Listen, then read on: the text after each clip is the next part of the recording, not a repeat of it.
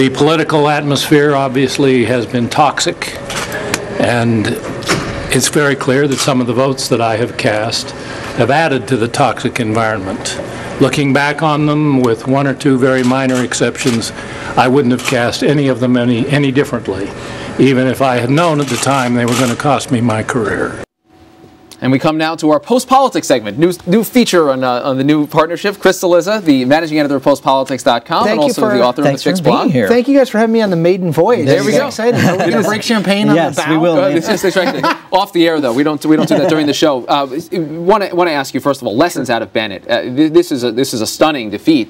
You know, I think you can make both too much and too little of Bennett. Too much in that, look, Senator McConnell mentioned this, you're talking about 3,500 people. You're not even talking about a primary electorate. You're talking about a state convention, the most activist of the most activist group of people, read the most conservative people. Very unhappy with Bennett for health care, for TARP, certainly. So, in a way, this is a place, and Senator McConnell mentioned this is a place where it's hard to replicate. There's no other state in the country where this process, where a senator could fall in this way.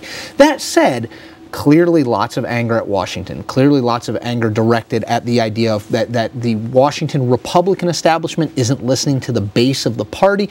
There are clearly lessons here, and I think as we move forward, we talk about Rand Paul, we talk about some of these people next week. I think next Tuesday is the one that's going to tell us more. Specter, Lincoln. But I'll tell you, if you have Sen, Gov, or Rep before your name, you're very worried today. No doubt about it. Let's turn your attention to the Elena Kagan pick, obviously the big news in Washington today.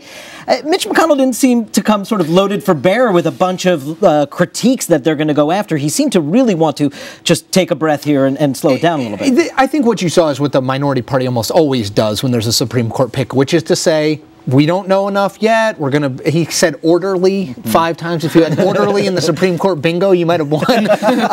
You know, I think we're going to see more of that. Basically, Republicans slow walking it to the extent that they can so that they can find out as much as possible about Elena Kagan. One thing to remember from a political perspective, judges, especially Supreme Court judges, matter a lot to the Republican base. This is an issue, federal judges broadly, that really fires up the Republican base. Simply saying, okay, well, it's the president's pick, so we're going to give it to her. They're not going to do that. Now, are they going to go full-scale war? My guess would be no, because Republicans feel like there are other places that they have better ground on which to fight politically, but they're also not going to simply rubber stamp it. Clearly. That's right. Are they in a tough spot, do you think, because she was just confirmed a year ago as Solicitor General with Republican support? You had Kyle on board for that. You had Coburn and Orrin Hatch all voting for her. Yes and no. My guess would be people like Coburn, Kyle, Orrin Hatch probably will say, being Solicitor General and being a Supreme Court Justice are two different things. It's not the same standard, et cetera, et cetera. Will she get a Republican vote or two? Remember, Judd Gregg, who's retiring, voted for her. Both Olympia Snowe and Susan Collins voted for her. It's possible. I mean, you know, it was a 61-31 vote with 8 senators not voting.